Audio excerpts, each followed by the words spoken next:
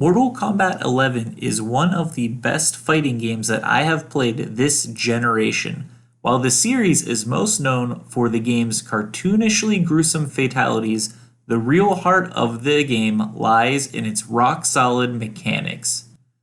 The game features a plethora of ways to play, including a story mode, a classic mode, timed theme battles, online battles, daily rewards, and AI battles, as well as a customization unlock system that is a mini-game in itself, which should keep the average player busy for quite some time. I have not played a Mortal Kombat game since Deadly Alliance, but this is one of the best ones that I have played, possibly my favorite. Mortal Kombat 11 was released on April 23, 2019. This title ends NetherRealm Studios' mini-trilogy which began back in 2011 with Mortal Kombat 9, which itself rebooted the series after Midway's bankruptcy. While this game has faced backlash from the gaming community at large due to a perceived unfair grind to unlock customizables and a fear of microtransactions, the game's fighting mechanics themselves feel great. While fighting games are not traditionally known for a strong narrative, NetherRealm Studios has consistently bucked the trend with their entries into the Injustice and Mortal Kombat universes, and Mortal Kombat 11 is no different. The story is broken into 12 chapters where you will play a specific character or choose between two in certain chapters. Each chapter is essentially a self-contained movie that leads to the star of that chapter fighting other Mortal Kombat characters. I generally enjoy the storytelling in Mortal Kombat 11, however it is a bit jarring to see so many characters use guns to kill one another, yet no one attempts to shoot any of the heroes or villains. Spoilers ahead, so if you want to avoid them, please jump forward a bit in this video. The story begins with Raiden, Cassie Cage, Sonya, and Jackie Briggs taking the offensive against the Netherrealm and destroying Liu Kang's castle.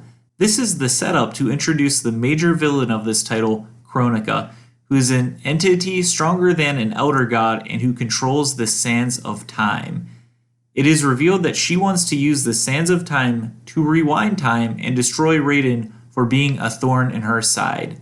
Using her powers, she brings the who's who from the Netherrealm timeline of Earthrealm, Outworld, and the Netherrealm to help her with this task.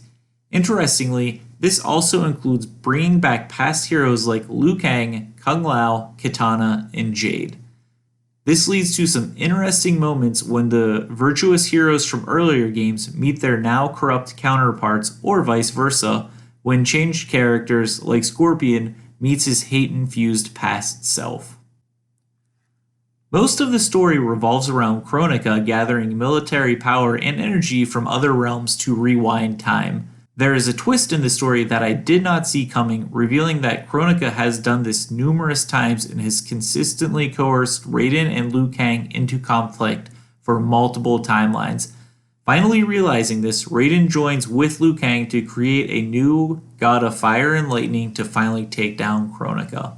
I thoroughly enjoyed this story, and this game made me care about Liu Kang in a way that I have never done before. It was good to see him finally have a happy ending for what seems like the first time ever. I'm interested to see which direction Mortal Kombat goes next, as at the end of this, Liu Kang and Kitana have the power to shape history, and I imagine another reboot is coming. The visuals in this game are superb. I believe that through Mortal Kombat 10, NetherRealm had been using a modified version of Unreal Engine 3 and finally upgraded to Unreal Engine 4. This is noticeable. While I have seen some controversy regarding the character models, I personally thought they were very well done. The game constantly ran at a smooth 60 frames per second, the lighting was impeccable, and the stages were detailed and have things going on, but not to the extent where you lose your fighter or what is going on in the match itself. You can tell the studio focused hard on their fatalities, and they are definitely the most detailed and gruesome the series has ever produced. This iteration also includes crushing blows, a variation of the X-ray blows and fatal blows, a high damage attack that turns into a mini fatality in its own. The crushing blows and fatal blows are well crafted, even if I do get tired of seeing the same fatal blow after the third or fourth time. I do have to note that there is a Switch version of this game that is supposed to have a markedly worse graphics to compensate for the game running at 60 frames per second. I have not played this version, so I cannot comment on it, but if graphics are your thing, maybe take a second look at the Switch version if you are considering buying it. Sound design was generally fine. The crunches and death screams were about what I would expect.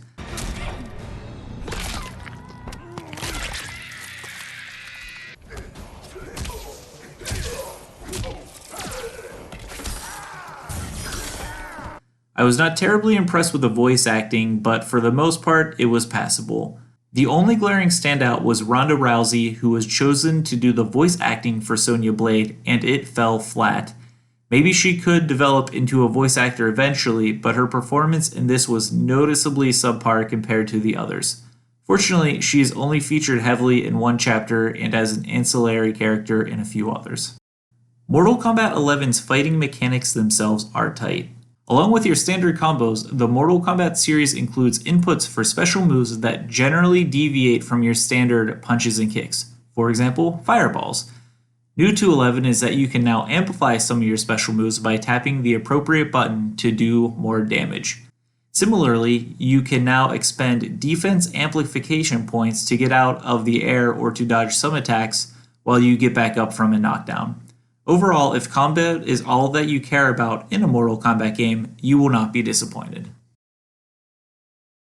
Outside of story mode, Mortal Kombat 11 packs in a variety of other modes. You have your standard classic towers, which are the basic towers that have been in the game since the first Mortal Kombat. Completing each one will give you an ending for that character. On top of that, you have your standard online components with casual matches, King of the Hill, tournaments, and ranked. I'm not great at these games, so the only thing that I have messed around with online are the casual matches and the King of the Hill, so I don't feel qualified to go into any more detail on the competitive side. Another feature is that you can now create teams of 3 characters to do AI battles. You can create one defending team for others to fight and one attacking team to fight the other players in an AI battle. This seems like a cool fantasy sports element to this, but I only messed around with it enough to get the corresponding trophy.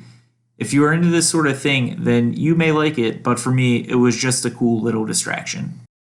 Outside of online, the real area where most players will sink their time are the newly introduced Towers of Time. You can now customize your characters with skins, weapons, and augments, and put them into challenge towers. These towers are on a rotating basis and are generally available only for a limited time. The towers have modifiers on the matches that make them much harder to complete. To compensate, you can now use consumables to improve your chances of completing these towers, and if you complete a tower, you unlock rewards for characters in the form of skins, gear, and augments. I am not particularly good at these towers, and I have a hard time with them. At the release of the game, many of these towers were claimed to have been impossible to complete without a high-level gear or augments and without using consumables. I was unable to get to those levels before NetherRealm released a patch that is supposed to have alleviated the difficulty of the towers. However, from what I have played with them, they seem generally fair at the lower levels, if you have the right consumables or augments to assist you. A lot of the backlash that Mortal Kombat 11 has received revolved around these, which if they were impossible to beat, seems fair. However, I am a casual fan of the series and don't really see myself playing this game long enough to unlock many of these towers. The other main controversy surrounding Mortal Kombat 11's release was the idea that the game was forcing microtransactions onto the players. I think that all of the backlash that the game received for this was unfounded. Prior to the recent patches fixing the currency drops, I had finished the story mode, tutorial mode, and some classic towers and had unlocked a few skins for each characters and some gear. And while the drop rates of the currency seemed low, I never felt like the game was pressuring me to spend money to buy their premium currency, and I never did so. I completely understand that people were annoyed that the loot box locations in the crypt were randomized and that you could not find your favorite character skins right away, but I do not think the game was designed this way to force you to spend premium currency. In prior games, if you were playing blind, you never knew what you were opening in the crypt anyways. The only way to find this out would be to use an external source to look up what to open for what you wanted. It just seems that NetherRealm made a choice to actually make doing that harder. I don't necessarily agree with that choice, but I don't think they did it to encourage microtransactions. You can buy premium currency in this game to unlock skins, but the skins are only on a rotating basis. The quickest way to unlock stuff is through playing the game and getting normal currency. While there is an element of luck, if you know what price chests to unlock for what you're looking for, you can increase your chances. Further, with one of the recent patches after release, the in-game currency has begun dropping at a much higher rate for completing missions, and some of the early adopters even received bonus currency. Also, I just need to point out that I love the design of the crypt in running around Shang Tsung's island, but I wish there was more of a way to mark if you had unopened chests in a room. Once you open quite a few of these chests, and unless you are doing so methodically, it can be somewhat annoying to run around looking for ones, as the crypt is pretty large and extends to several levels. Your only other option is to respawn all of the chests. As a casual Mortal Kombat fan, I really enjoy this game. If you are a hardcore fan of the series or a fan of fighting games in general, you may feel differently, but I thoroughly enjoy the mechanics of this game. The only real drawbacks from this are that if you are not playing this for the online battles, the Towers of Time can be frustrating. Additionally, the grind to unlock skins, gear, and augments seems to be a deterrent to some players. If neither of those things really bother you though, this is a great entry to the series. I give this game a B rating.